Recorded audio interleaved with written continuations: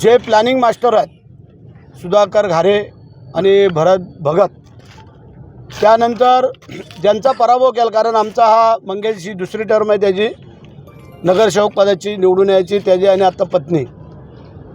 आमदारकीच्या वेळेला त्यांनी एवढं प्रामाणिकपणे काम केलं की माझ्या या खोपोली नगरपालिकेने आमचा आमदार इथून निवडून दिला. त्यामध्ये श्रेयाचा वाटा आमच्या मंगेशचा होता आणि हे खुपत होतं त्यांना कुठेतरी.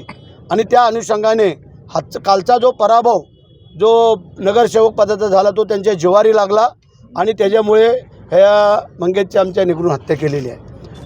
आज जर आपण पाहिलं तर त्यांचे करते करविते इकडं सभा घेऊन गेले, सगळे गेले आणि कालपर्यंत जे काय दुसऱ्यावरती शिंतोडे उडत होते ते आज त्यांच्या कार्यकर्त्यांनी काय केलं आहे हे पण त्यांनी पाहावं की एका गरीब कुटुंबातल्या आमच्या या कार्यकर्त्याला त्यांनी आयुष्यातून उठवलेलं आहे.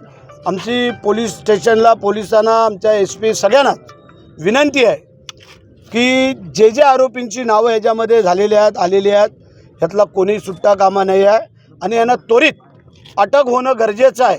आणि म्हणून आज जर आपण इथं पाहिलं तर इथं 2-3 हजार लोकांचा मॉब, महिला भगिनी सगळ्या सकाळपासून थांबल्या होत्या. आज मी असेल, आप्पा असतील, आमचे पदाधिकारी, कार्यकर्ते सगळ्यांनी येऊन त्यांची आता समज काढली. ते कोण इथं हलायला तयार नव्हते, परंतु पोलिसांना पण काम करण्यासाठी मिळायला पाहिजे म्हणून करता आम्ही त्यांना सगळ्यांची समज काढली. मी अगदी मनापासून मी अगदी धार्मिक ठिकाणी आलेलो आहे आणि मी धार्मिक ठिकाणी येऊन मी माझी शपथ घेऊन सांगतो माझा या घटनेशी कुठल्याही प्रकारचा संबंध नाही. आणि जो मयत व्यक्ती आहे ज्यांच्यावर आज हत्या झाली आहे तो माझा सख्खा जवळचा नातेवाईक आहे आणि त्या माणसावर जी हत्येचं ऐकून मलाच इतकं वाईट वाटलं. ती घटना बघून माझ्या मनाला एकदम दुःख झालेलं आहे. आणि काही वेळानंतर समजलं का बाबा तो FIR मध्ये तुमचंसुद्धा नाव घेतलेलं आहे आणि महेंद्र थोरवे असतील, संकेत भासे असेल आणि त्यांचा भाऊ मनोहर थोरवे असेल यांनी पोलीस स्टेशनला काहीतरी मोर्चे काढले आणि पोलिसांच्यावर दबाव टाकण्याचं काम केलं आणि माझ्यावर माझं नाव आणि भरत भगत यांचं नाव घेण्यासाठी त्यांनी पोलिसांना कदाचित हे केलं असेल. आणि मला कर्जत असेल रायगडच्या पोलीस प्रशासनावर विश्वास आहे, विशेषतः रायगडच्या पोलीस अधीक्षक अचल दलाल मॅडम यांच्यावर विश्वास आहे आणि न्यायदेवतावर विश्वास आहे. मी असं कधीही चुकीचं असं घाणेरडं काम मी कधी करणार नाही आणि केलं असेल तर पोलिसांनी त्याची कठोर चौकशी करावी आणि जे कोणी आरोपी या गुन्ह्यामध्ये असतील त्यांच्यावर कठोर कारवाई झाली पाहिजे ही सुद्धा माझी स्वतःची मागणी आहे.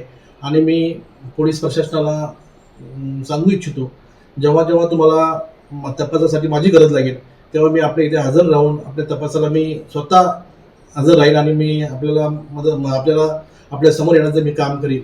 मी या माध्यमातून ज्या कुटुंबावर जे प्रसंग ओढवला आहे त्या कुटुंबाला मी त्यांच्या दुःखामध्ये मी स्वतः सामील आहे. माझे सख्खे नातेवाईक ते आहेत आणि मी माझ्या पक्षाच्या राष्ट्रवादी काँग्रेस पार्टीच्या सर्व कार्यकर्त्यांना सांगू इच्छितो, माझ्या नातेवाईकांना सांगू इच्छितो, माझ्या मित्रमंडळीला सांगू इच्छितो हे जो प्रसंग आपल्यावर ओढवलेला आहे ह्या प्रसंगाला आपण सर्वांनी संयमाने सामोरं जावं. आपला पोलीस प्रशासनावर आणि न्यायदेवतेवर विश्वास आहे. आपण आलेला प्रसंग नक्कीच त्याच्यावर आपण योग्य ते मार्ग काढू आणि पोलीस प्रशासन असेल आणि न्यायदेवता असेल हे आपल्याला मदत करतील असा मला विश्वास आहे.